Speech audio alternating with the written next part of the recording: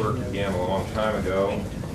Basically what I was interested in was the correlation of excess heat and helium or any nuclear reaction product. And what we come up with is the D plus B goes to helium-4, and it's quantitative.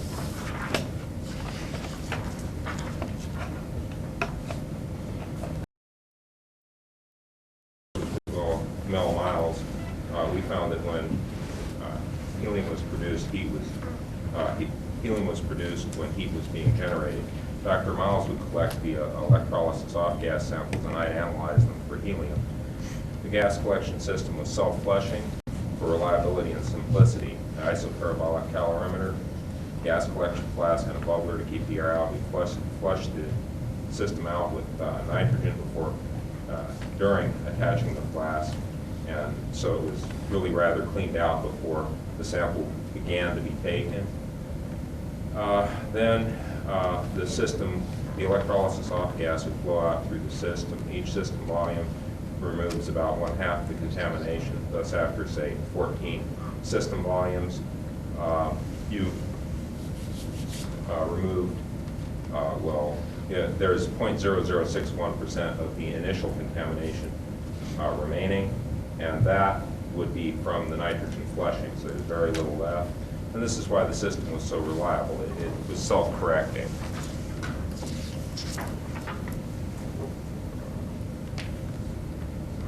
Mass spec was the standard method of analysis. We looked for helium-3 initially, and what we found was helium-4. I developed a 2-stage activated charcoal cryofilter. What happened was the sample would be sucked into the first stage of the activated charcoal cryofilter, and the second stage would sort of clean it up ultimately into the mass spec. During 8 episodes of heat generation, 8 samples of electrolysis off gas showed helium. The amount of helium varied with the amount of heat. It's non-quantitative observational at that time. During 6 control experiments generating no heat, those 6 samples showed no helium. There were only 14 experiments in this study. Now you go and flip a coin 14 times and call heads or tails right each time. That's what we had done. The odds of you're doing that is 0.0061%.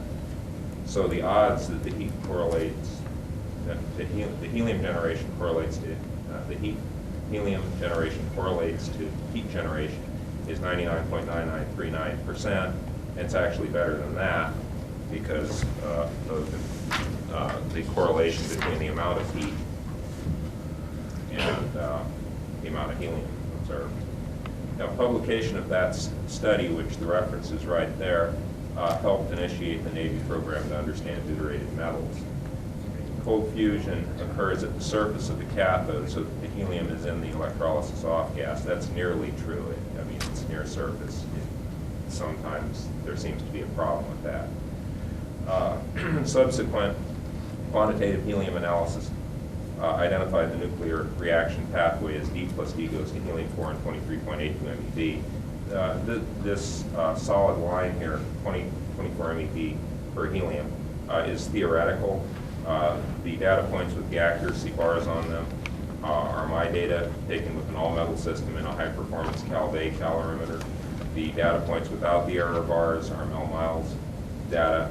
Mel Miles was working at China Lake at the time, and I was working at SRI at the time. So this is massive reproducibility by independent labs working independently of one another.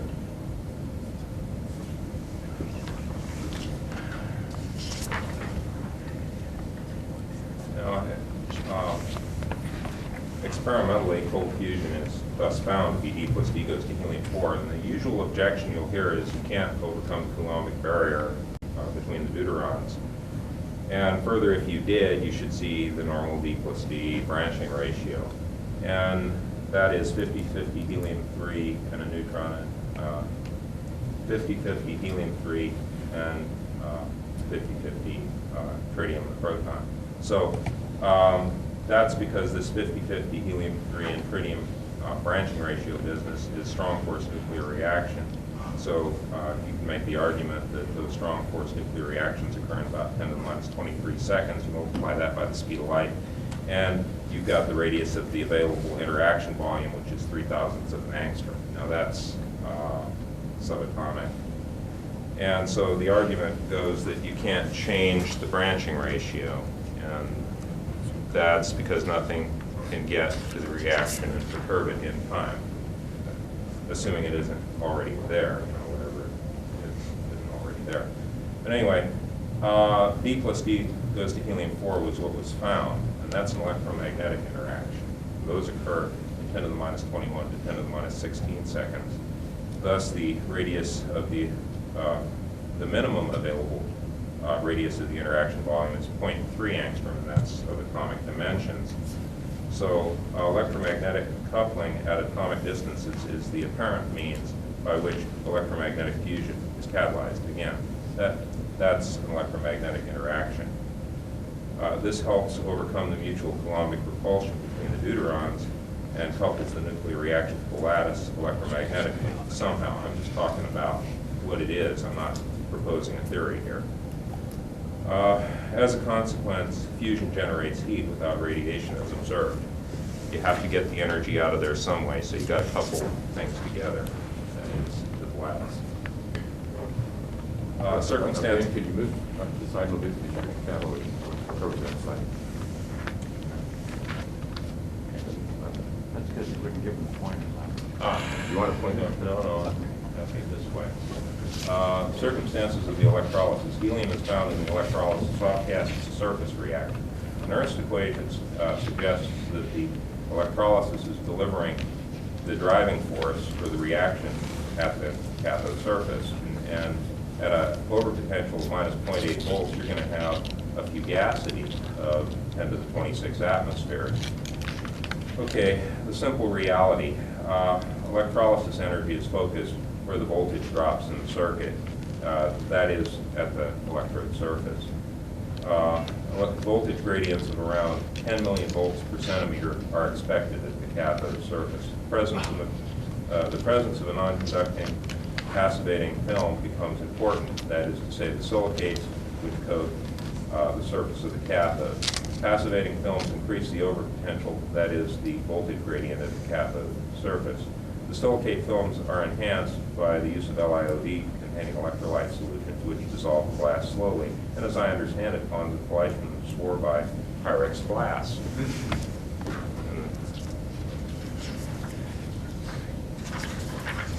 So let's look at what a cathode kind of looks like.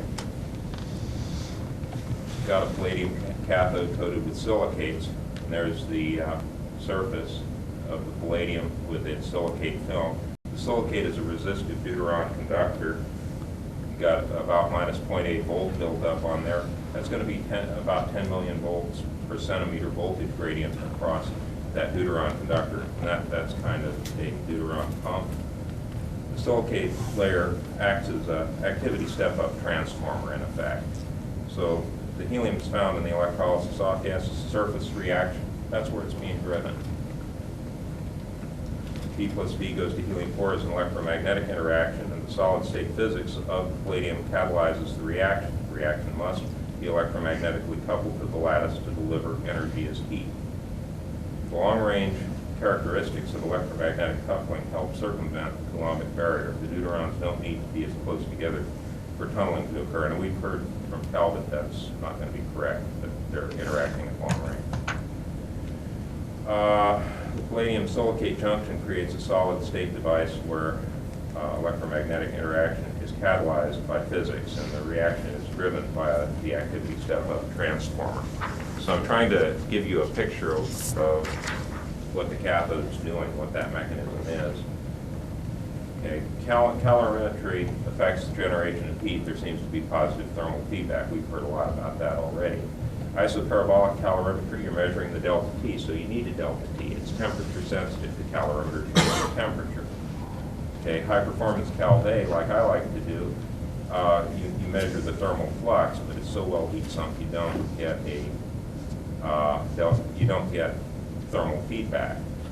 Now, thermal feedback might be The thermal feedback effect might be due to temperature dependence of the ionic transport in the silicate layer.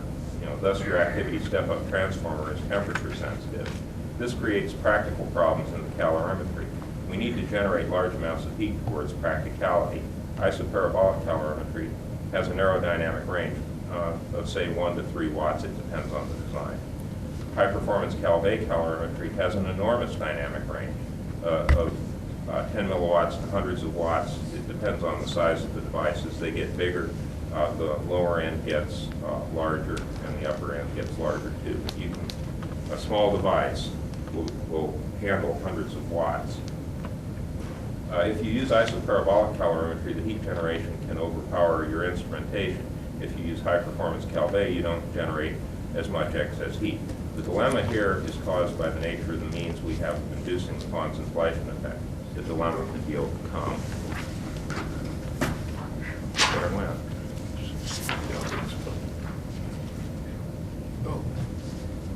Anyway, good calorimetry is always linear.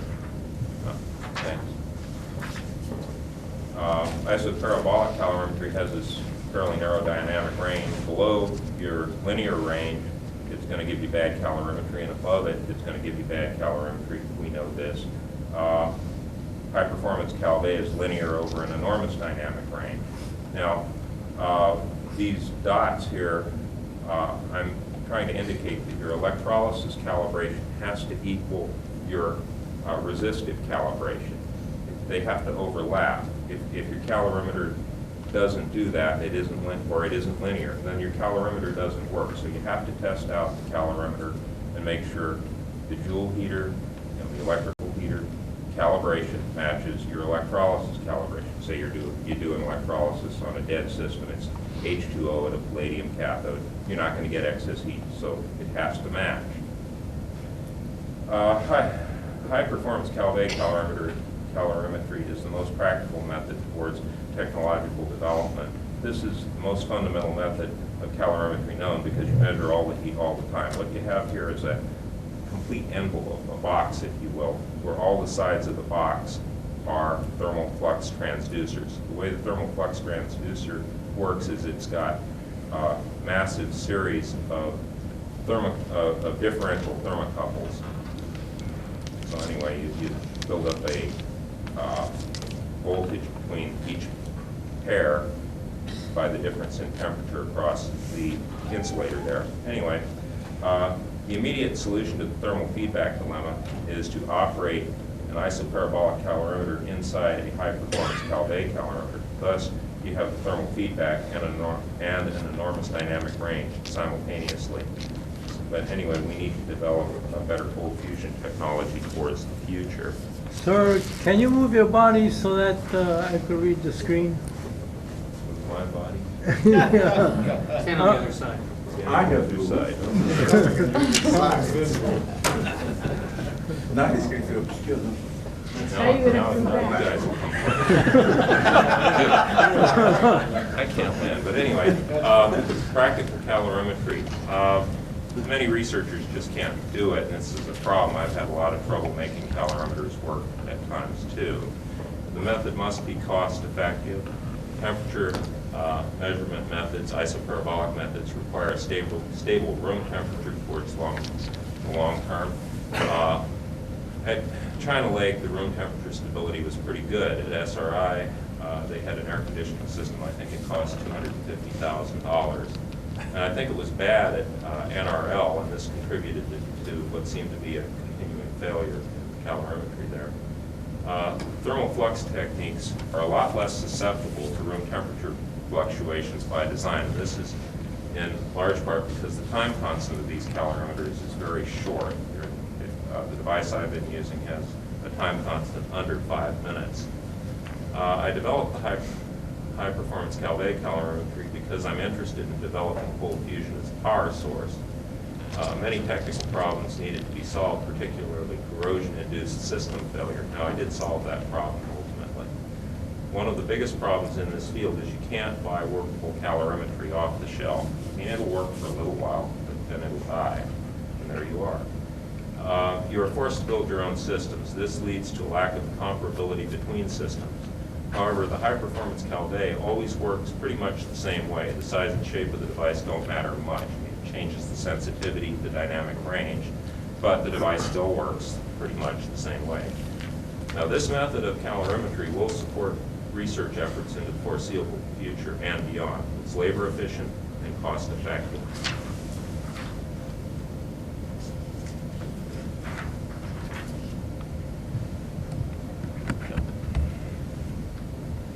This device is not the all-metal system I used at SRI. It's a later device.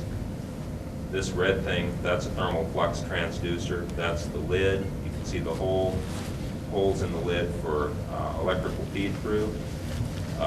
Resistive heater inside. Palladium, well, that's a cathode in there, a platinum anode wrapped around it. The lid and the wires feeding in. It all fits in a fairly compact water bath. You see here the plumbing for helium gas sampling, and over here is a burette and so on for measuring the electrolysis off-gas production rate. Computer data acquisition device back behind it.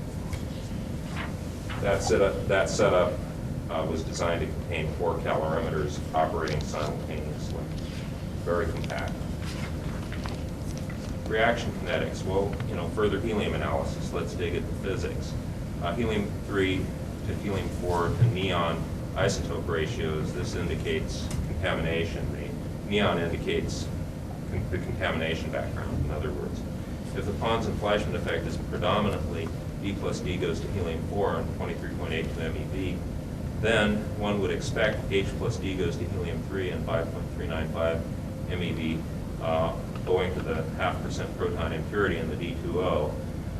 Nuclear reaction matrices cancel to a coefficient of 5 for purely electromagnetic interactions. And this is according to Tom Ward. He's the chief scientist at the DOE's Accelerator Production Tritium program. And I don't know about this. I'm just telling you what he told me. So you draw a picture of this thing. The principle of microscopic reversibility says that you get to your reaction intermediate, and it can either go back towards reactants or it can proceed on to products. Therefore, if it's the same mechanism, the exothermic release determines the rate of reaction. So you can, from this, theoretically predict the helium-3 to helium-4 isotope ratio. So 0.5% proton times the exothermic energy helium-3 reaction to the 5th power, and the D plus D goes to helium-4 reaction to the 5th power. Multiply that all out and you get this number. Well, experimentally, these are very preliminary results. These are the numbers I got for helium-3 to helium-4 isotope ratio, and they're pretty much the same number as theoretically predicted, which is kind of nice, but it might be adventitious. The helium-4 to neon-22 isotope ratio suggests that these numbers are not really due to atmospheric contamination.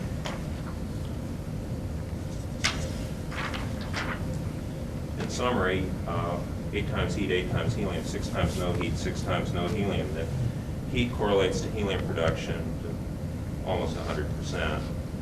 This helped initiate the Navy program to understand deuterated metals. It was important. I mean, it was recognized that Mel Miles and I had shown something.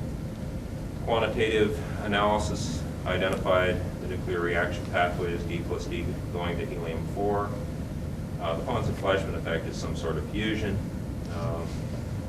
And this demonstrated massive reproducibility in labs operating independently of one another. The palladium affects a solid-state device whereby fusion is catalyzed by physics of the cathode surface, where the electrolysis drives the system, trying to develop a model for what the cathode's really doing.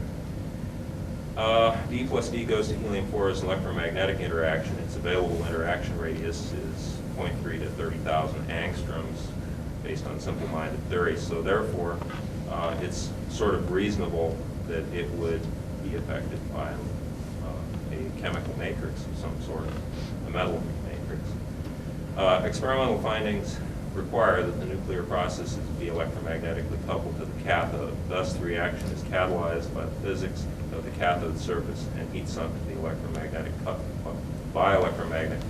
coupling to the palladium.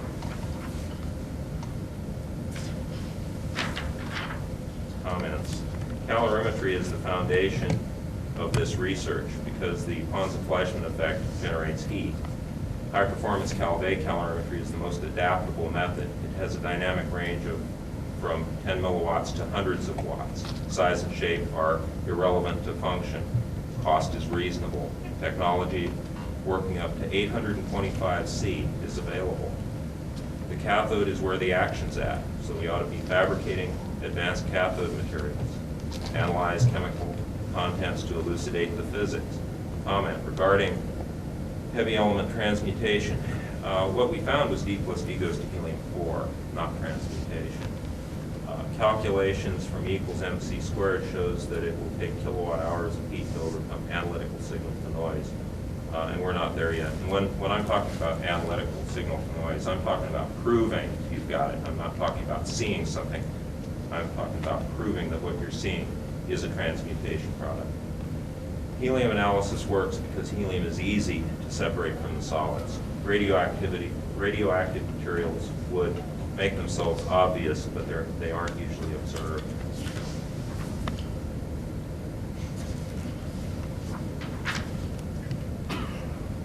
Technological development, cathode development for enhanced energy generation. For example, some of the Pons-Fleischmann material we use contains cerium and samarium.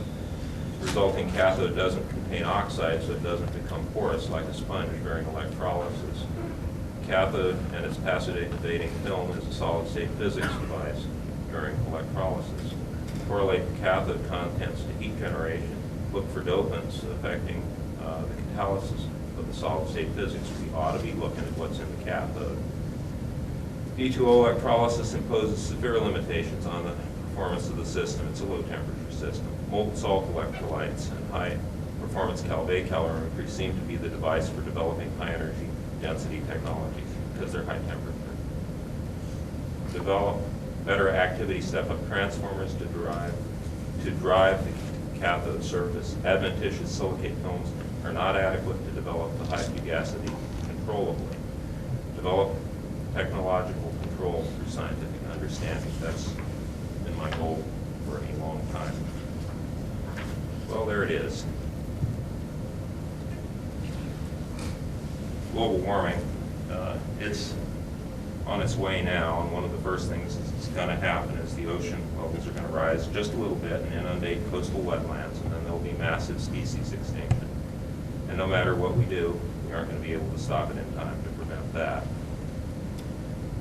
You can see here in this plot, it's D plus D is going to helium-4, but you can also see the problem is that small amounts of energy being generated, but it's fusion.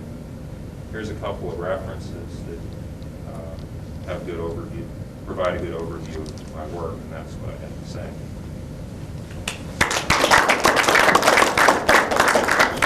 Sir, one thing wasn't clear to me.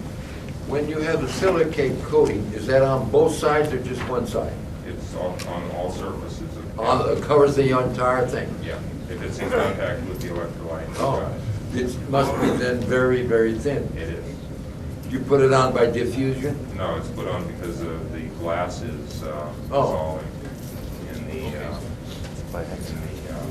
electrolyte. All the excellent. It's precipitating on the surface. Ben, could you say a little bit more about the helium-3, helium-4 results, which look phenomenal? What did you do? What was the experiment? Where was the helium measured? Oh, it's electrolysis off gas. Right. And it's standard Pons-Fleischmann type electrolysis, D2O-LiOD. This is done at University of Texas. Yes. This is recent data and using the University of Texas NASP. No, this is data that was published in ICCF 7, and it was using another mass spec at another university, and basically I shipped out the samples, but I did the work at the University of Texas. You continuing that work? It looks spectacular. No, not continuing. I couldn't read your last page. Would you put it up there again? Did you say this is going to result in a disastrous global warming? It's already occurring, but not us. That's just the way it is. Well, I mean, we've already started that years ago. Yeah, this is already, this is well known. This is CNE News on August 10th of this year. That plot's just out of the CNE News. So, No. but anyway, Population control, huh? yeah, with other critters. Yeah, it's too bad you couldn't continue, but I mean, I guess there's lack of funding like everybody else. How much helium-3 does that represent? Did you see what's the absolute numbers? Well, let's Of see. atoms. Yeah, right there. There's your atoms. So that's helium-4, right? So you can figure it out from that. Well, the ratio is So you can figure it out because you got the ratio. But that's a small number of helium-3, right? Relative. Well, it's more than, it's a higher ratio than in the air. Did you The finish air is, looking at my book? It's three times what's in the air. Huh? Do you want it back? Oh, yeah. That's 1 million atoms, which is I'll not- send you a it's copy to be of it. sneezed at, and it's a significant signature.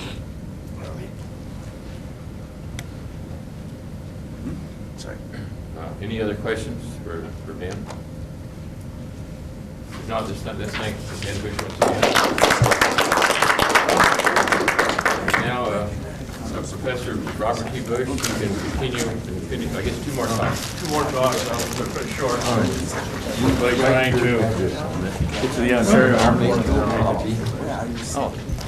Well, I live in Pasadena. I was in That's right here. Yeah, you're getting a bunch of requests. I could make it, Where you got right?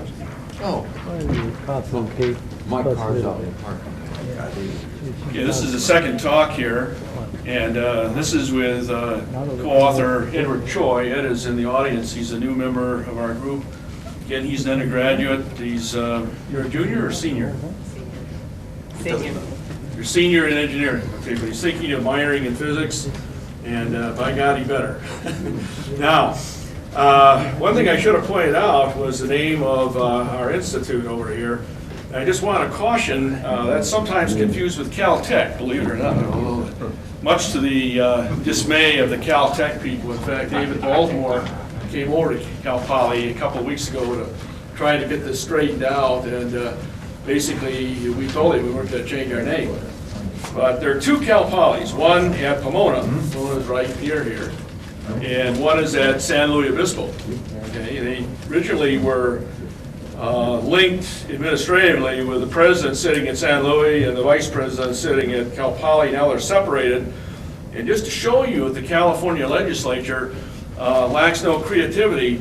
The one in Pomona is the California State Polytechnic University, while the one in San Luis is the California Polytechnic State University. Got that? Creative there. Okay. By the way, this will all be part of the quiz at the end, and I'll mail it to you. Okay, so here is the abstract. Data from an electrolytic cold fusion cell employing a potassium carbonate electrolyte and nickel Fibrex cathode is compared with the predictions of a model of myself here. Now, the origin of this experiment was that when Ed joined the group, he wanted to see some results right away. And we had a cell that Dr. Eagleton had built that was left over from about a year ago. And I said, well, let's use this as a practice cell and get you going, see what you can find. So this is light water work. It's been very reproducible in the past. Puts people to sleep. Okay, here's the experimental setup. So basically what we have is we have a copper vessel. Let's see, do you have the little laser? Yeah, it's right up here. No, it's right up here. That's what this thing. And I'm a theoretician. How does this thing?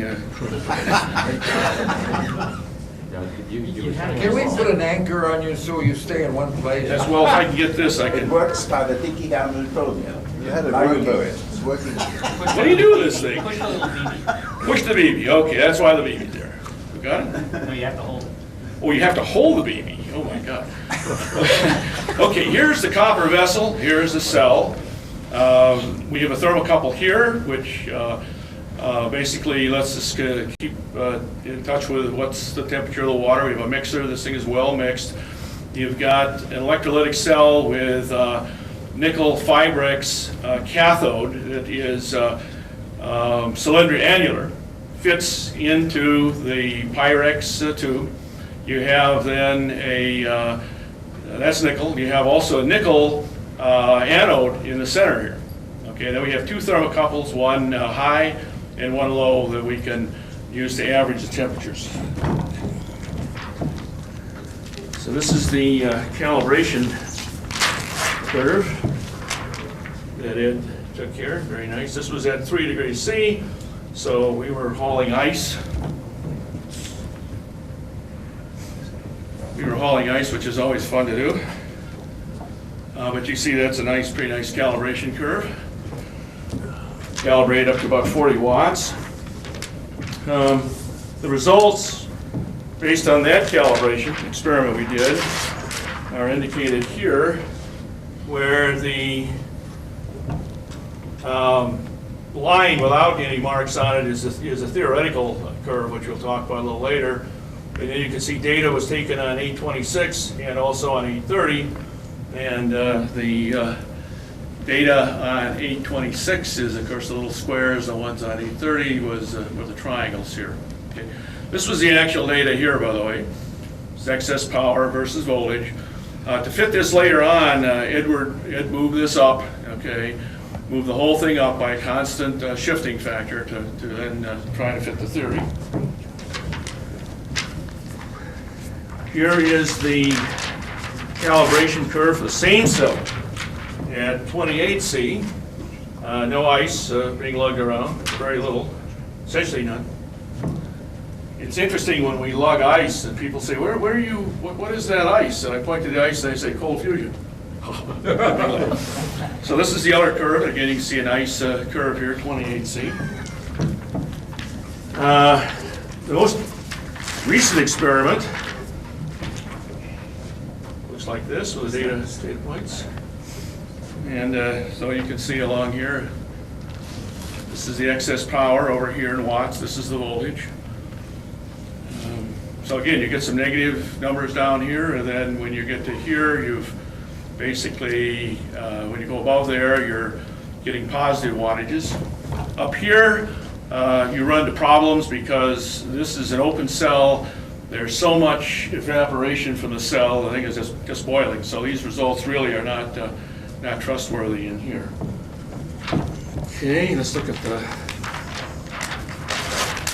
fit of the theory to this. Let's see, that's not the same thing. We have the wrong one here. Well, it's in here somewhere. Let's see. Well, let's go on for the moment. I'm going to show you the model expression that is based on the Butler-Volmer equation from electrolytic science. And this is the current density here, the applied current density. This is the absolute temperature. We'll show you where these things come from, but right now we'll just refer to these as windows. Where the windows come from, we'll explain that in the next talk, where I relate this whole thing to a phonon laser. Okay. Now, I'm just going to say that previously, some of you are aware that my name is connected with a model called the transmission resonance model.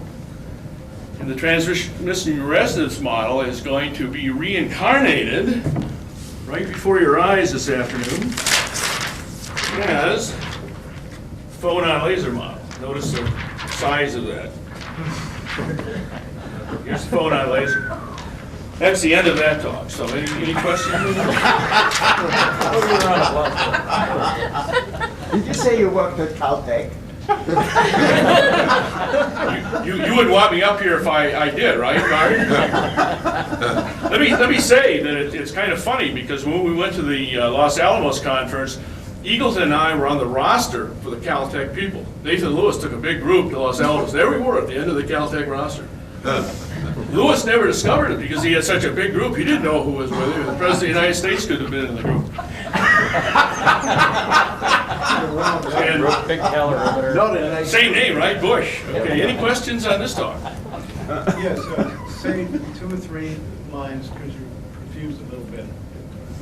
Say what? You could say 2 or 3 summary lines on that. Oh, okay. Well, basically, the idea here is that we've shown you some data. We don't have a lot of data. This is just 2 separate runs. And basically, the model ends up fitting this pretty well. In fact, let me show you that again. Showed you an expression for the model. These slides are all over the place here. There's got to be a better way of doing this. So here again, you see that the smooth curve, see this thing here, the smooth curve, does a fairly good job of fitting the data. We don't have any data down here. This is what the model does, okay? But we have, you know, the experimental data like that. Let's see if I can find the highest temperature you ran it at? Well, this was run as far as the temperature of the bath. This was 28 C. This was 3 C. But you mean what was the highest temperature in the cell? In the cell.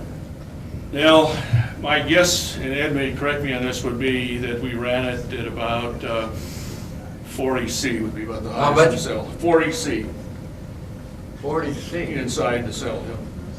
Well, I go up to 80. And you really get evaporation after that, don't you? It Oh, gets messy. Sure. But it's my condensing column, let's come back down. Okay, here's the other data in the model. So this is now 28 C, and you can see that again, he's raised the data up, and now he's made another fit. That's not too bad a fit, actually. The question is, with this little data, these few experiments, is this going to continue to give a nice fit in the future? And How hopefully long it have you will. run it? How many hours? Typically, runs can take anywhere from 3.5 to about 6 hours. Yeah. Thank you. They're not necessarily short at all. Any other questions on this? Okay, well, I'll go the pièce de résistance then, which is the talk on the cold fusion as a photon laser effect.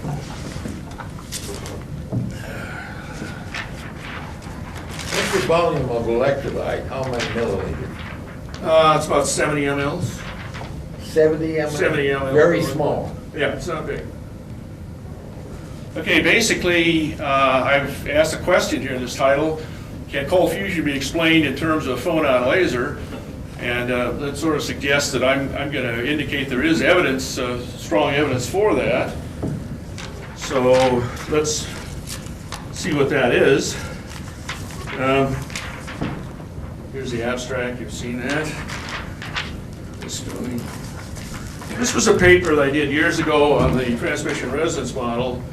And it's got a lot of stuff in it, and I think at the end of this, you'll feel that it deserves more reading by people in this field. Okay? So this, by the way, is not in a run-of-the-mill journal. This was in Fusion Technology. And Fusion Technology is a journal of the American Nuclear Society with its editorship where? Anybody know? Part of the quiz? What? University of Illinois, Champaign-Urbana. It's not fly-by-night. Okay? Now, what do we mean by the transmission resonances here? Well, let's take a look at that. A little elementary physics, which I'm sure is also known to chemists. But this equation up here, anybody recognize where that came from originally? Who was the group that got credit for stating this particular thing? That the integral of PdX over one cycle of the motion equals n times Planck's constant. Anybody know what rule that is? This is part of the quiz. It's called the Bohr-Wilson-Sommerfeld rule. Yeah, you if you do this integral, okay, here's a one-dimensional lattice with spacing a, you get 2pa equals nh. This leads to quantized values of the momentum. These are involved with elastic collisions. On the other hand, suppose that we look at this, okay? You can see the difference between this and this is that I've got an extra 1/2 added to the integer here. And these are not inelastic collisions, these are transmissions. Okay, now what do I mean by that? Well, I mean the following, that if you send a particle in, like a deuteron, with these energies right here, against a barrier system, so you have a deuteron here, another deuteron, a well between them, that here's the wave, okay, incident upon the first barrier.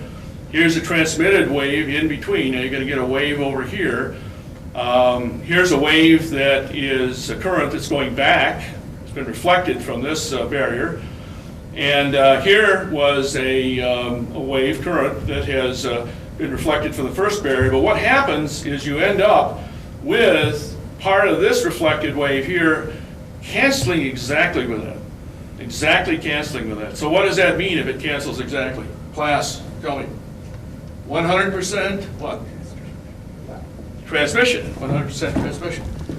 Okay, let's look at that in a little more detail here. In fact, let's show you an analog with light. Now remember, light consists of particles. Okay, they're zero rest mass particles, but they are indeed particles.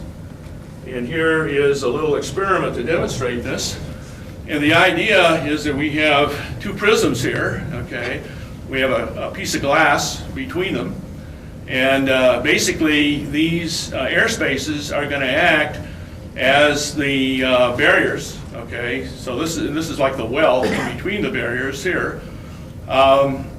Essentially, if this other piece of glass is not too close to this first prism, all that's going to happen is that the incident laser beam is simply going to be reflected and go out like that. As some of you know, if you bring this other one close enough, that you'll get transmission. And in fact, the transmission has to follow that condition that we talked about for the momentum of the particles that's associated with the wavelength. And basically, if you send in white light here, then certain of those wavelengths, the component frequencies in the white light, are going to pass through this thing. And so if you send white light through, what you're going to view if you're up here is you're going to view those colored lights that are able to get through based on satisfying the transmission resonance condition. The other thing that's interesting about this is if you have a little flaw inside this glass microscope slide or whatever it is you're using, that flaw will glow brilliantly. What does that represent? Anybody know? It represents the fact that you have a huge intensity buildup associated with what kind of a state? Begins with M. Metastable state. Good, you pass. Everybody else go back to first grade.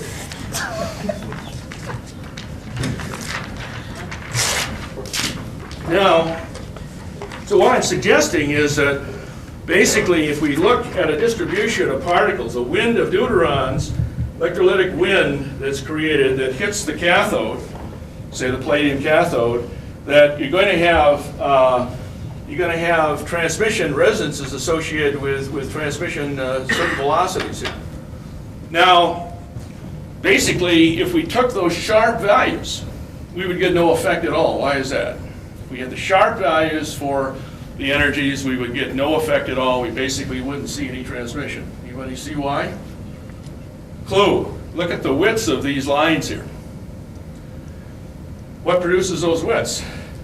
The fact is, the wells, the barrier systems are vibrating. Okay, they're undergoing thermal vibration associated with phonons, and therefore you get an area under this curve. And you get an area under this curve at each one of these numbers that is a transmission resonance thing. Okay, so these are the deuterons that they're transmitting into the lattice of the palladium, or the interstitial lattice of the deuterons. Now the next question is, so what? Okay. Well, the so what is, suppose that I have a barrier system. Let's just go back to this. Again, so what is this? If I have a deuteron that gets through this barrier, okay, and jumps into here and is in a metastable state, what have I done to the width of the Coulomb barrier between the deuterons involved there? Basically, I have a deuteron here, I have a deuteron here, and I have a deuteron here. Already, I've cut the Coulomb barrier in two. If you can decrease the width of the Coulomb barrier significantly, then you can get this tunneling. And I think that's what happens. You could get still another one in here, and another one. Now this tunneling is not going to, this transmission is not going to go on too far back here, because you're going to have incoherence effects due to vibrations of the lattice, that kind of thing. But the phonons are important because of these windows. If you didn't have the phonons, if you didn't have the vibrations, the lattice waves, you wouldn't have those windows, okay? So let's see what I'm suggesting here. What I'm suggesting is that we have the deuterons, okay, electrolytically incident on the cathode. This is like a optical pumping. Okay, this would be an analog to optical pumping. And then you have the phonons, okay, which are providing are setting up the nuclear reaction, so to speak, by getting these deuterons in the lattice closer together, by drastically decreasing the width of the Coulomb barrier. Then when you get the interactions, the nuclear interactions, you're getting more phonons, so you're getting the phonons pumped up. More phonons means the wider, more width to the windows there, and so you can see you have sort of a phonon laser, okay? Sort of a cascade effect. You have a cascade effect. You could like it to a phonon laser. Now, you talked a little while ago about actually putting a stethoscope to your sample and hearing the phonons in it. And you're not the only one that's done this, by the way. Oak Ridge has reported doing this. There's some evidence for it right there. Now let's look. And it hums pretty violently, I'll tell you. Yep. Okay, here's the same formula I showed you in the last talk. And again, I'm just going to tell you, this comes from, if you read the paper, you'll see this comes from the Butler-Volmer electrolytic formula. These things right in here, the 2n+1 squared times 8.84, those are involved with the windows, transmission windows for the protons. Okay, so if we're talking about the light water effect, remember we're talking about the protons getting in. This model fits the data that we've taken recently, the light water data, fits it very, very well. Again, I'll just flash this for you. The continuous line there is the theoretical model. That one. There's this one. Let me just show you some of these levels. This is in the paper. It's in the paper upside down. This is in the paper. Does anybody recognize what this minus 30C seemed to mean early on in the cold fusion saga? Minus 30C. Absolutely, you passed. Hear what he said? Howard Mendelov getting neutrons, produced bursts of neutrons, and they're around minus 30C. Okay, so you can see that for titanium deuteride, okay, for passing deuterons into this thing, I think he pressurized it actually, okay, but you'd have deuterons moving in this thing. If you cool this experiment down, let's say below 30C, let it heat up, based on this, you'd expect to get neutron bursts at minus 30 degrees C. I wish Jones would have looked at 27K. I talked to him about this, I thought he was going to do it. He never did it. I mean, it's a no-brainer. There's more levels up here. Somebody should do this experiment. People need to, you know what? We don't read each other's papers enough. Guilty. I don't read my colleagues' papers enough. We need to start doing that. This gentleman here is the newest member of our field, this youngster, and I'll bet he would tell you the same thing. You got to read the papers, don't you, sir? You flunked. I got most of my start from reading. I passed too early. Don't worry. Now, let me show you something else here, because this is interesting. This shows a graph. It's in the paper of relative excess power. This is based on the theory versus temperature. You notice a very interesting thing. Look at this sawtooth curve. What this means is that on average you have a positive temperature coefficient. But suppose you were there and you started going higher in temperature, cell temperature, what would happen to your excess power? It would go down. You would conclude on the basis of that short little experiment that you had a negative temperature coefficient. And so in fact, this thing has a positive temperature coefficient on average and negative and positive ones in locally. Okay? Let's look at some data that is germane to that. This is some data based on the report by Scott of the Oak Ridge boys. Remember the Oak Ridge boys early on? They were, whatever happened to them? They fell into a pit. I haven't heard anything. I mean, do these people, are they in manacles somewhere? This is what Scott said. He said, we started out at 38C. We didn't detect any excess heat. And then amazingly enough, he said, we reduced the temperature to 19C. And if you were there at Salt Lake City, you must have been as amazed as I was, because what did he say? We reduced the temperature, and all of a sudden we're getting excess heat at 19C. You can see how this works on this model. When they were 38C, they were at a relatively low excess power. As they decreased the temperature, they went to 27C, okay, which gives you the lowest excess power. And then as you go down lower temperature, you're climbing up this until you get to 19C, which is the local peak. That explains Scott's experiment based on this model.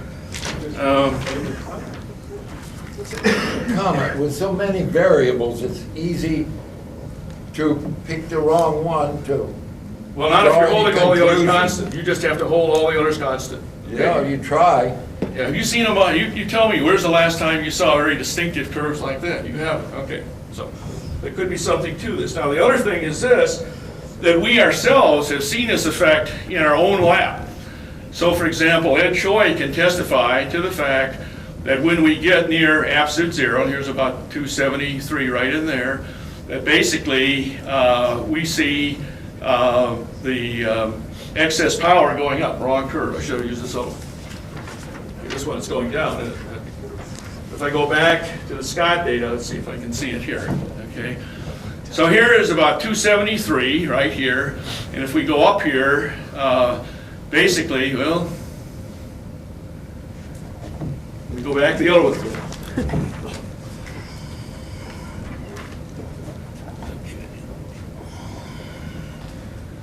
Okay, so let's see, here we were, 273. Okay, well, let's say we're roughly in there. Okay, if you start out over here, okay, you would decrease in excess power, you'd reach a low point, and then you would climb, and you would be at a maximum very near absolute zero, very near 0 Celsius. And we've seen that in our own laboratory.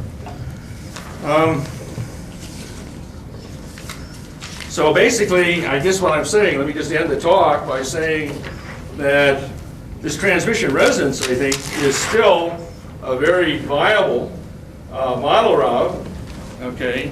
And we can pair with that the phonon laser model. In fact, maybe the phonon laser model is, maybe that's a better title and certainly more of a grabber. But I think I provide enough initial evidence to intrigue you in the possibility that what we have here with cold fusion is a phonon laser. Now, I think Martin has said something very important. That is, we may have several modes of creating excess power. So maybe this phonon laser model is only connected with one mode. Frankly, I don't think so. Frankly, I think this is the big picture. Time will tell, but wouldn't it be great if somebody in here came to us and we were set them up with a duplicate setup and they were able to find these patterns? How about you? You got your trailer? Oh, I got my RV. You got your RV? Okay, No, see? the problem. You get an A+. Huh? He's already volunteered. So I want you people to go out, I want you to read the paper, and I want you to look at this stuff, okay? If we don't start looking at things, this is a dying field. This is the youngest guy in the field right over here. That's it. See? And he's not even in the field. Hey, I'm going to live to be 117. Well, here's the I'm not youngest giving guy in up. the field. So let's start reading each other's papers. Let's start duplicating some of these experiments. God bless you all.